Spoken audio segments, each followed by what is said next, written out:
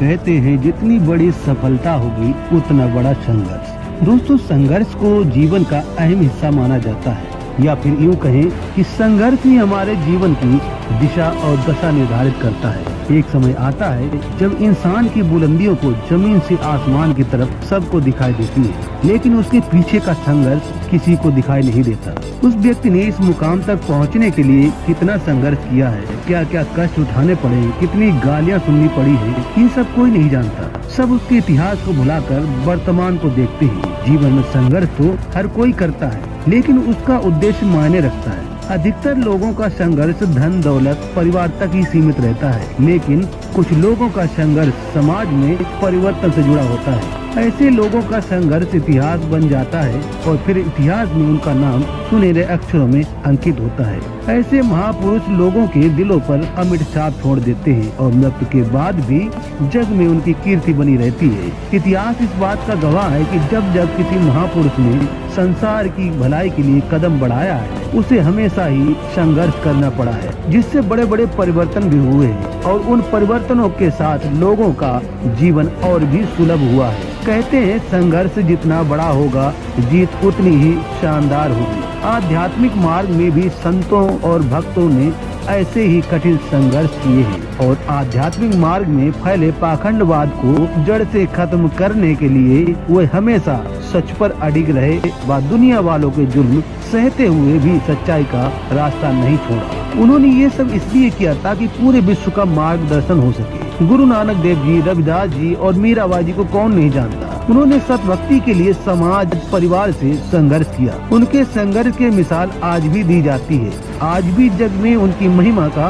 गुणगान किया जाता है। ऐसे महान आत्माओं का मोक्ष के बाद भी संसार में उनकी महिमा बनी रहती है। संघर्ष करने वाले महापुरुषों की कहानी पढ़ते समय हमारे दिल और दिमाग में भी ऐसे विचार आते हैं कि यदि इन महापुरुषों के समय में हम भी होते तो हम भी तन मन धन से संघर्ष में इनका साथ देते। परंतु ऐसा कहना आसान है, लेकिन वास्तव में किसी भी महापुरुष का संघर्ष में सहयोग करना और उनके संघर्ष और सच्चाई को सही ठहराना बहुत ही मुश्किल है। आइए आपको ऐसी ही एक अद्वितीय संघर्ष की कहानी से रूबरू कराते हैं, जो वर्तमान में परिक्षेप और तुल्य है और आने वाले समय में सुनहरे अक्षरों में लिखे जाने योग्य है। संघर्ष पूर्ण जीवन जी रहे इस महापुरुष ने अपना जीवन जनता की भलाई के लिए ईश्वर को सौंप दिया। वर्तमान में ये महान संत सच्चाई की राह पे चलते हुए कठिन संघर्ष कर रहे हैं। वे सामाजिक आध्यात्मिक दोनों मार्ग पर ही संघर्ष कर रहे हैं, जिससे मानव समाज का भला भी होगा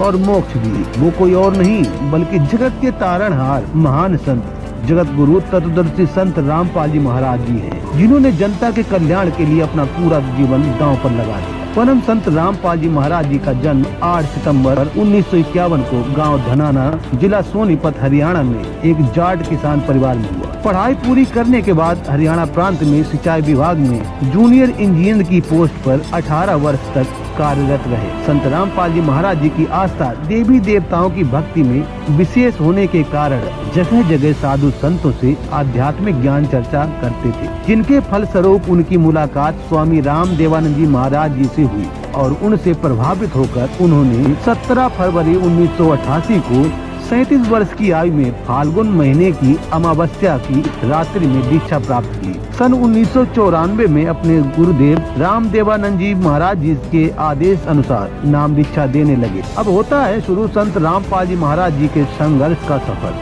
दोस्तों, सन 1994 के बाद संत रामपाल जी महाराज जी जूनियर इंजीनियरिंग की नौकरी और खुशहाल परिवार को छोड़कर पूरे विश्व की आत्माओं को जगाने में लग जाते हैं। उसके बाद संत रामपाल जी महाराज जी ने दिन रात एक करके भक्त समाज को जागरूक किया और भटकी हुई आत्माओं को मोक्ष का रास्ता दिखाते हुए कभी पीछे मुड़कर नहीं देखा। दोस्तों, संत रामपाल जी महाराज जी ने सत्य ज्ञान को जन जन तक पहुँचाने के लिए गाँव-गाँव, नगर-नगर, शहर में दिन रात कभी पैदल चलकर, कभी साइकिल से, तो कभी बस या बाइक तथा कार से चलकर गांव-गांव जाके सत्संग किए व नकली धर्म गुरुओं द्वारा फैलाए गए अज्ञान को जनता के रूबरू किया, जिससे उन्हें नकली धर्म गुरुओं के बहकावे में आए श्रद्धालुओं ने घोर विरोध का सामना करना पड़ा। लेकिन संत रामपाल जी महाराज जी ने अपने इस अनमोल मिशन को जारी रखा। वह सत्य ज्ञान को मानने पर भक्त समाज को मजबूर कर दिया। आसानी से जनता तक सत्य प्रमाणित ज्ञान पहुंचाने के लिए संत रामपाल जी महाराज जी ने सभी संतों को आध्यात्मिक ज्ञान चर्चा के लिए निमंत्रण भेजे, ताकि सत्य क्या है जनता इसे खुद अपनी आंखों से देखे। लेकिन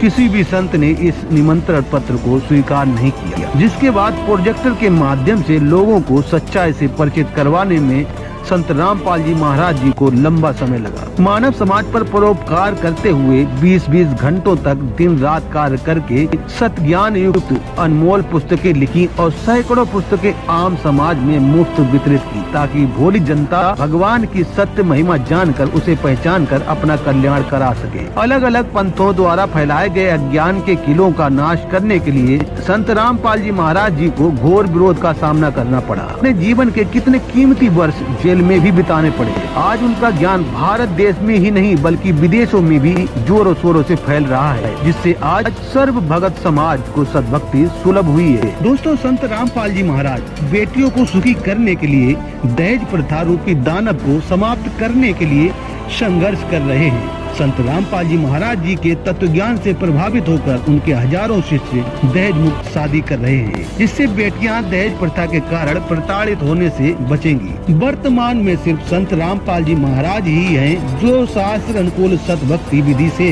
भक्त समाज को दहेज, नशा, पाखंड, भ्रष्टाचार, छुआछूत, रिश्वतखोरी व काल के दुखों से बचाने के लिए संघर्ष कर रहे हैं। ऐसा माना जाता है कि सामाजिक, आर्थिक, आध्यात्मिक इत्यादि क्षेत्रों में जब सुगमता पूर्वक विचार युक्त वाले व्यक्ति हों तो प्रायः सभी क्षेत्रों में समानता के भाव रहते हैं, किंतु इसके उलट जब लोग स्वार्थ पूर्वक जीवन जीने में आतुर हों तो वहीं संघर्ष की शुरुआत होती है। कुछ ऐसा ही कुकृत्य 2006 में करौथा कांड में देखा गया, जब संत रामपाल जी महाराज व उनके अनुयायी शांति पूर्वक सत्संग कर रहे थे। तभी कुछ तथाकथित आर्य समाज के व्यक्तियों ने आश्रम को चारों तरफ से घेर लिया और सभी प्रकार की सुविधाएं भी बंद करा दी तथा हत्या का झूठा आरोप लगाकर 2006 से 2008 तक संत रामपाल जी महाराज जी को जेल में रहना पड़ा। पुनः 2014 में भी इस झूठे आरोप में जेल जाना पड़ा, जिसका कारण सिर्फ इतना था कि संत रामपाल जी महाराज ने आर्य समाज के प्रवर्तक महर्षि दयानंद सरस्वती द्वारा रचित पुस्तक सत्यार्थ प्रकाश का खुलासा किया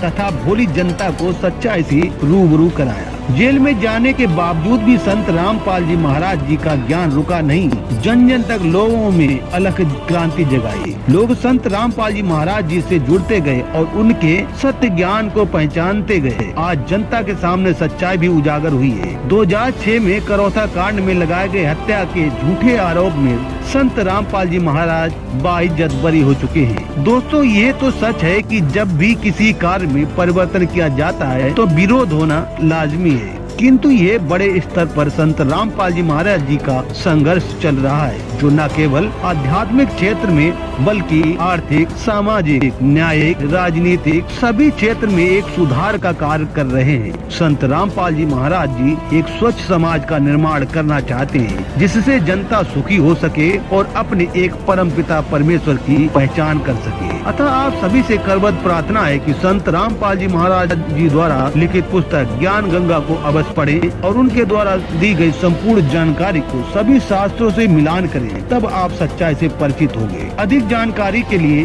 संत रामपाल जी महाराज ऐप प्ले स्टोर से डाउनलोड करें और संत रामपाल जी महाराज यूट्यूब चैनल पर भी वीडियो देख सकते हैं और उसको सब्सक्राइब करें।